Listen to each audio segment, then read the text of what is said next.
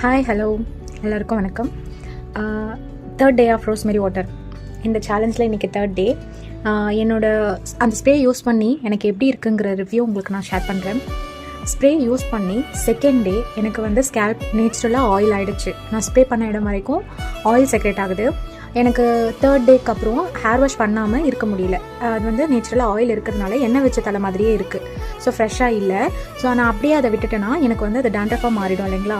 So அதுக்கப்புறம் நம்ம rosemary water மேலே தப்பு சொல்ல முடியாது. அதனால் அந்த மாதிரி ஆயிலியாக மாறுது, நீங்கள் ரெகுலராக யூஸ் பண்ணுறீங்க அப்படின்னா, எனக்கு செகண்ட் டேக்கு அப்புறம் அப்படி இருந்தது. உங்களுக்கு எப்படி இருக்குன்னு பாருங்கள். ஸோ ஆயிலியாக மாறின உடனே ஹேர் வாஷ் பண்ணிவிடுங்க. அடுத்த நாள் ஹேர் வாஷ் பண்ணிவிட்டு ஸ்ப்ரே பண்ணும்போது க்ளீன் ட்ரை ஸ்கேல்பில் ஸ்ப்ரே பண்ணிவிட்டு டே கண்டினியூ பண்ணுங்கள். ஆயிலி ஸ்கேல்பில் அப்படியே நம்ம ஸ்ப்ரே பண்ணிகிட்டே இருந்தோம்னா அது டர்ட்ஸ் சேர்ந்து டேண்ட்ரஃபாக மாறதுக்கு நிறைய சான்சஸ் இருக்குது இல்லைங்களா. ஸோ மேக்ஸிமம் அந்த ஆயிலி ஸ்கேல்பில் ஸ்ப்ரே பண்ணுறதை அவாய்ட் பண்ணிவிடுங்க. நான் இது வரைக்கும் ஸ்கேல்பில் ஆயில் வைக்கல.